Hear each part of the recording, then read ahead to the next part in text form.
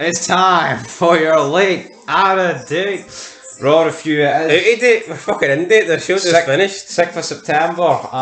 It is. I wish it was September the 11th, and I wish it was on the top floor. Because this is fucking pish. 2 minutes past 4. Let's see if we can get this review done by the 5-minute mark. So, tonight, Monday Night Raw, we were scared. The preview said we had 3 title matches. Well, the preview's a liar, because we didn't have 3. We had fucking 2. The 2 that we had were fucking shit as well.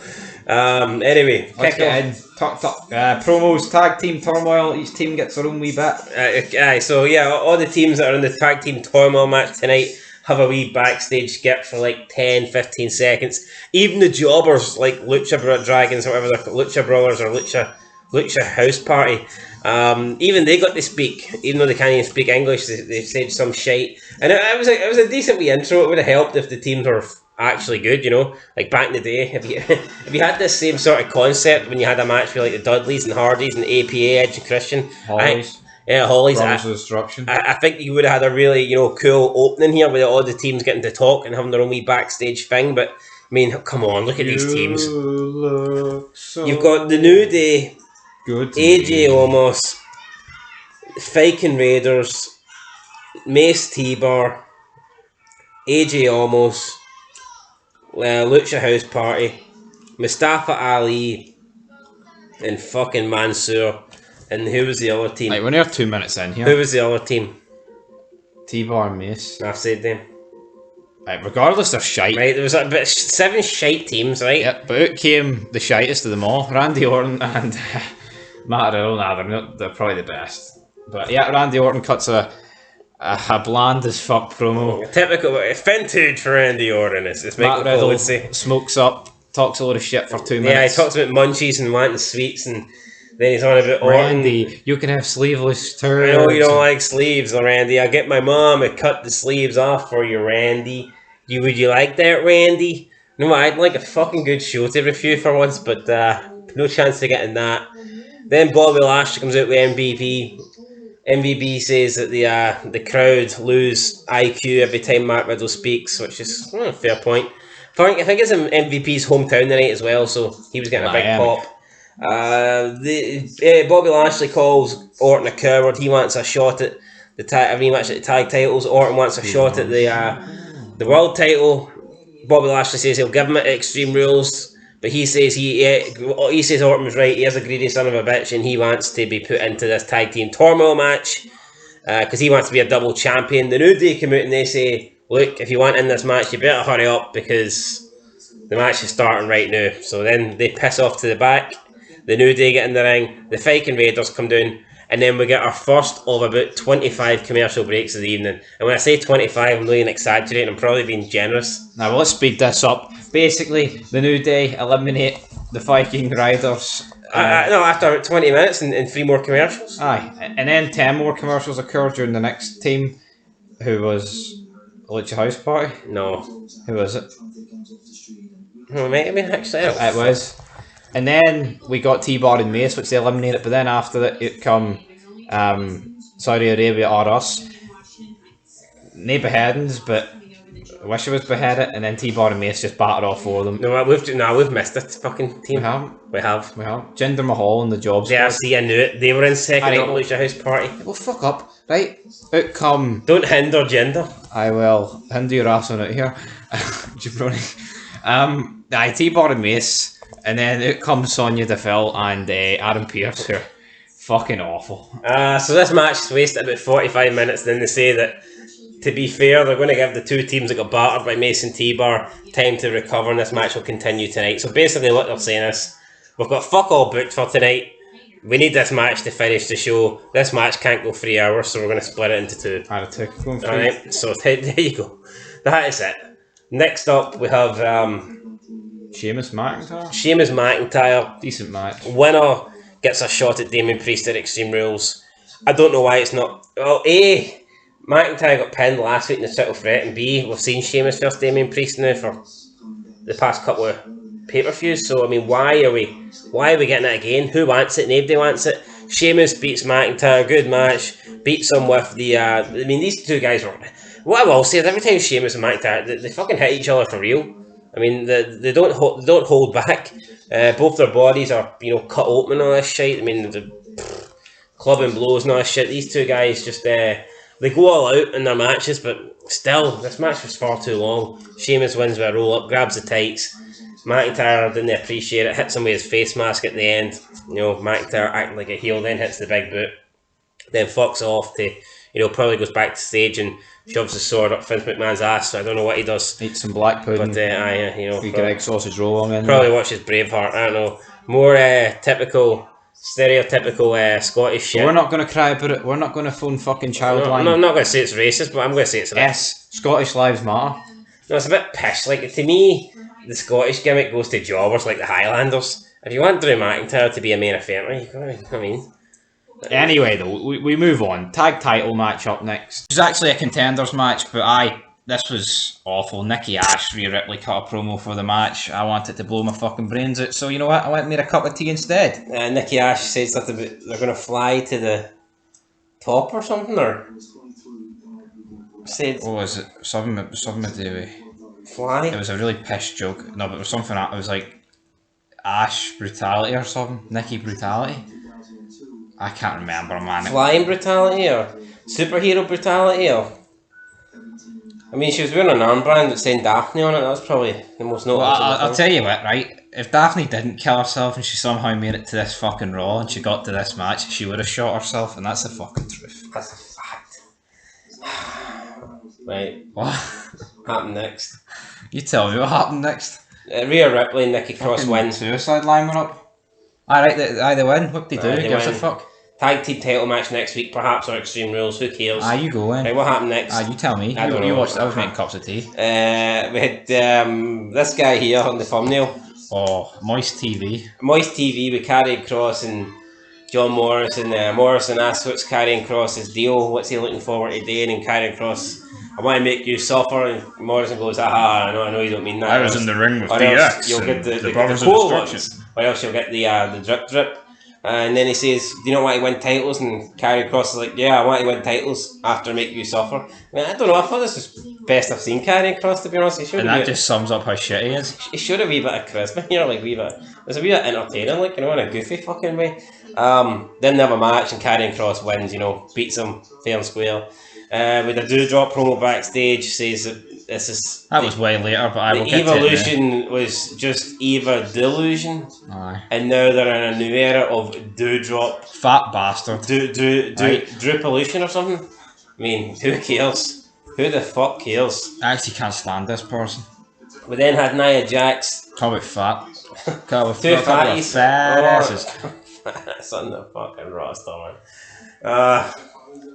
I mean, they say that couple of Twinkies. They say that the 24/7 title fucking cast are at catering, but is there anything left at catering after these two have been at it? Doudrop and Nia Jax? I think not. No. Anyway, Nia Jax versus Charlotte Flair wasn't as good as our match last week. A wee bit, a heavy fisted, I guess. Maybe there is some heat here. Who knows?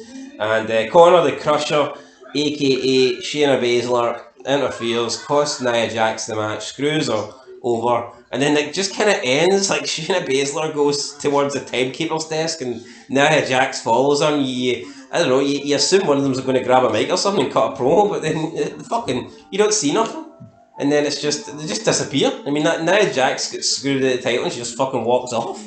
I mean, what? Alexa Bliss comes on the screen, says that the doll Lily wants a robe. Charlotte says she's not surprised, but she doesn't do kids shit, or no, she doesn't do robe giveaways or something like that. What'd she say? I don't fucking know. She says she doesn't play. What is this gimmick? You think you're a tough man? I don't think I'm a tough man. Fucking batter you, so let's just get that. I just think I watched the show and you don't know fucking shit. She said, I don't do childish stuff, and then Alexa teleports in the ring. That was it. Yeah, and then they're going to have a match at Extreme Rules, I guess. Who gives a fuck?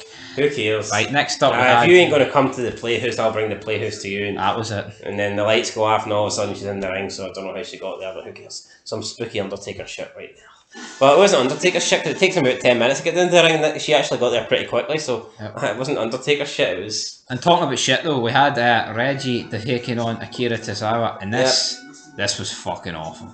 I say I'm giving the show a 0 for the highlight for the match. Akira Tozawa actually has more luck when he tries to attack Reggie out in the park. That's how fucking one-sided this match was. The biggest problem for me in this match was after he wins, R-Truth comes out. It's the movie beats him with, and then it's like such a slow count. And it's then fucking awful. A bunch of guys run out. Jimmy Smith, who I don't really like in this commentary team, says the entire Raw roster is coming out for Reggie. And Jeff Hardy is pulling up the fucking rear. I mean, the rear. He's not even the first guy out. He's not even leading the fucking attacking line like Gunner was leading. He's bringing up the rear. Jeff Hardy. Maybe he's just too embarrassed to be seen with these guys. And he's thinking, here, if I stay towards the back, nobody will notice me. That could be it. But it was Jeff Hardy, Shelton Benjamin, Gunner, and some other prick. Jackson Ryder? It might have been him. No, he has Gunner, you fucking knob.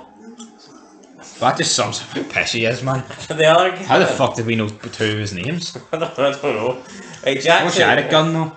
Jackson Riker, you know, Benjamin Hardy and some other guy run out. Reggie jumps on them, heads to the back. Drake Maverick, of all people, turns up out of nowhere and just fucking stones her. Doesn't even try and win the belt, just looks at Reggie. Reggie leaves, R-Truth comes and says to Drake, this is my title, yeah, you stay away. And then they put over, oh, Drake used to be involved in the title chase. I mean, did they get this guy to turn up just to have him stand on the ramp and look at fucking Reggie for 2 seconds?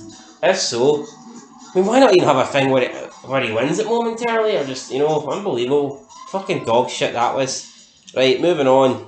Main event time. Is that it, main event? Right, back into the tag team Turmoil match. We get the New Day. They beat Mustafa Ali and Mansoor. No surprise there. Yep. Background's way too loud, by the way, so if you can't hear us, it's not my fucking fault. When we were going over it, man, you can clearly fucking hear us. So New Day wins. There he is. Undertaker. What's happening? Look, we've got Undertaker and Shawn Michaels joining us in the review. Alright guys, what's going on? Do you watch that crock of shite and all, big man? Aye, fuck that. Unfortunately. Then, at least Shawn Michaels has one eye. Not on the product. Well, I can't say the same. I had none.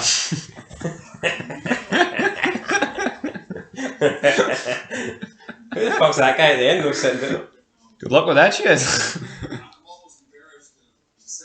I watched this shit, yeah.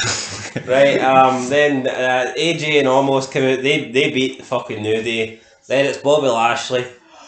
MVP. Jesus Christ, guys. 4:30 in the morning here, fuck. MVP, Bobby Lashley come out.